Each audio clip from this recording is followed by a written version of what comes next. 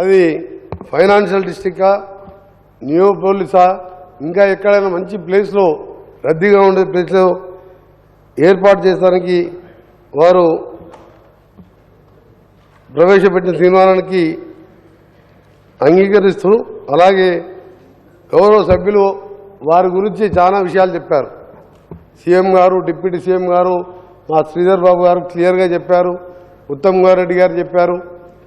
అన్నిటికి మించి ఆయన ప్రపంచం మెచ్చిన ఆర్థికవేత్త, సంస్కరణలతో దేశాన్ని అభివృద్ధి బాట పట్టించిన గొప్ప నాయకుడు, ఎన్నో అద్భుతమైన చట్టాల రూపకర్త. ఇవన్నీ ఒక ఎత్తు అయితే రాజకీయాల్లో ఉండే నాయకులు ఎంత ఉన్నాగా వ్యవహరించాలో చెప్పిన అరుదైన నాయకుడు స్వర్గీయ మన్మోహన్ సింగ్ గారు. ఇవాళ రాజకీయ నాయకులు హిందువులు, ముస్లింలు, క్రిస్టియన్స్ అని మతాల పేరుతో రాజకీయాలు చేస్తున్నారు. కానీ ఆయన సిక్కుగా తలపాగా ధరించిన ఈ దేశమంతా ఆయన మా ప్రధాని అని భావించింది తప్పితే ఆయనలో ఈ దేశం మతం చూడలేదు. అదే నిజమైన భారతీయత. ఈరోజు ఒక మాటలో చెప్పాలంటే స్వర్గీయ డాక్టర్ మన్మోహన్ సింగ్ గారు నిజమైన దేశభక్తికి జెండా లాంటి నాయకుడు. ప్రధాని పదవిలో ఉన్న ఇంటి నుంచి సద్దన్నం తీసుకొచ్చి లంచ్ చేసుకుంటూ సామాన్య పౌరునిగా వ్యవహరించిన వ్యక్తి. ఈ దేశానికి ఏం కావాలో వారికి తెలిసినంతగా మరే నాయకుడికి తెలియదంటే అతిశయోక్తియే కాదు.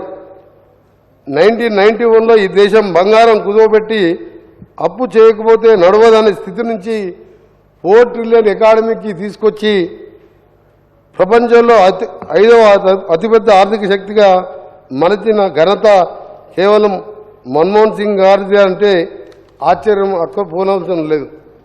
1991లో విదేశీ వస్తువుల కొనుగోలు శక్తిలో ప్రపంచంలో చివరి స్థానంలో భారత్ను 2014లో 3వ స్థానానికి చేర్పించారు. 2014 నుంచి ఇప్పటికీ 3వ స్థానంలో ఉన్నాం మనం. ఆయన ఒక సందర్భంలో అందరూ యాక్సిడెంటల్ ప్రధాని అంటుంటే ఆయన యాక్సిడెంటల్ ప్రధానే కాదు, యాక్సిడెంటల్ ఫైనాన్స్ మినిస్టర్ అని కూడా చలోక్తిగా ఆయన ఒప్పుకున్నాడు, ఆయన నిజాయితీగా. అలాంటి నిగర్వి డాక్టర్ మన్మోహన్ సింగ్ గారు ప్రధానమంత్రిగా 2004 నుండి 2014 వరకు 10 సంవత్సరాలు. ఈ 10 సంవత్సరాల కాలంలో భారతదేశ జీడిపి వృద్ధి రేటు 8 to 9% ఉంటే ఇప్పుడు 5% వరకు వచ్చినాం.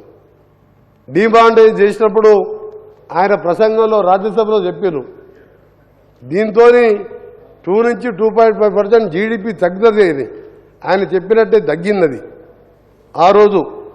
నిజంగా అలాంటి నాయకుడు ఈరోజు లేకపోవడం చాలా బాధాకరం.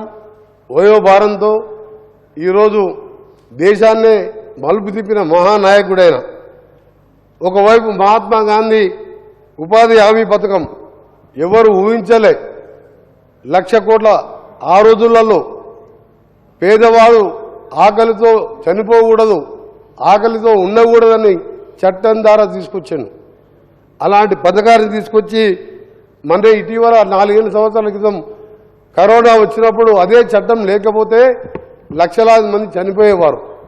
ఆ చట్టం రూపేణ తీసుకొచ్చిన ఉపాధి హామీ అని, ఆహార భద్రతా చట్టం కానివ్వండి.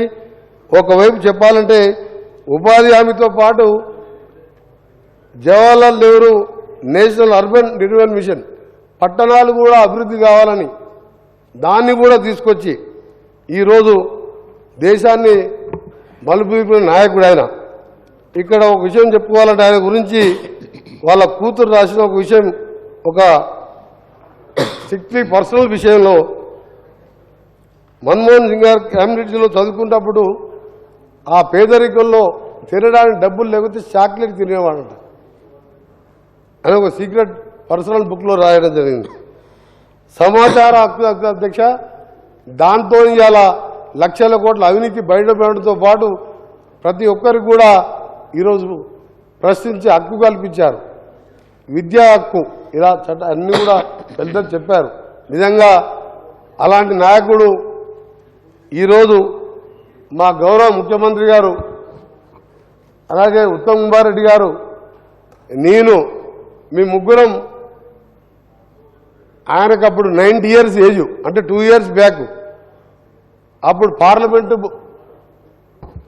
పార్లమెంట్ నుంచి బయటికి మేము బైకాట్ చేసి బయట చలిలో మేము అక్కడ ధర్నా చేస్తుంటే మా ముగ్గురు మధ్యలో దాదాపు ½ an hour పైన కూర్చొని ఆ ఫోటో ట్విట్టర్లో చూసాం. మా సీఎం గారు ఉత్తమ్ కుమార్ రెడ్డి గారు ట్విట్టర్లో పొద్దున పోస్ట్ చేసి ఆ ఫోటో చూస్తే నిజంగా ఏడుపు వచ్చింది అధ్యక్ష.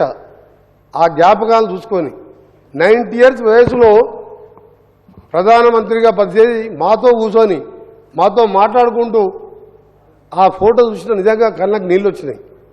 నిజంగా అలాంటి నాయకుడు ఈరోజు లేకపోవడం చాలా బాధాకరం. నేను గౌరవ ముఖ్యమంత్రి గారికి మళ్ళీ ఒక రిక్వెస్ట్ చేస్తున్నా.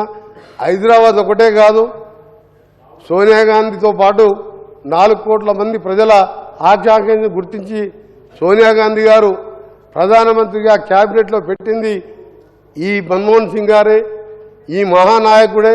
హైదరాబాద్తో పాటు జిల్లా కేంద్రాల్లో కూడా వాళ్ళ విగ్రహాలను ఏర్పాటు చేసుకొని ఈ తెలంగాణ ఉన్నంతకాలం ఆయన పేరు చిరకాలంగా ఉండే విధంగా ఆ కార్యక్రమాన్ని కూడా తీసుకోవాలని మా గౌరవ ముఖ్యమంత్రి గారిని రిక్వెస్ట్ చేస్తున్నాం.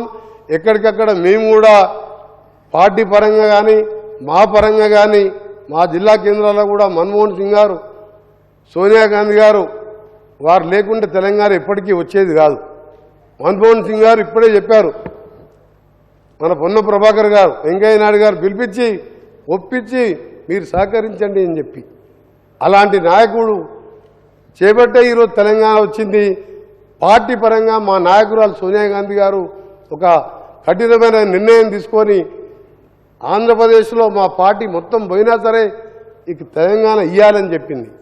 కాబట్టి అలాంటి మహానాయకునికి హైదరాబాద్తో పాటు జిల్లా కేంద్రాల్లో కూడా ఆయన స్మారకంగా ఆయన నిజాయితీకి మారుపేరుగా ఆయన చేపట్టిన కార్యక్రమాలు అన్నీ కూడా రాబోయే యువతకు స్ఫూర్తిగా ఉండే విధంగా ఈ కార్యక్రమాలన్నీ కూడా చేద్దామని మరొకసారి మా గౌరవ ముఖ్యమంత్రి గారు పెట్టిన దాన్ని వారికి సంపూర్ణంగా దాన్ని సమర్థిస్తూ నిజంగా ఆ క్షణాలు మా ముగ్గురు ఎంపీల మధ్యలో ఆ మహానాయకుడు కూర్చున్న ఫోటో మా ఇంట్లో పెట్టుకొని నిజంగా ఆ రోజు ట్విట్టర్లో చూస్తే ఆ రోజు ఆయన గురించి చదువుతూ ఆ ఫోటో గుర్తుంది.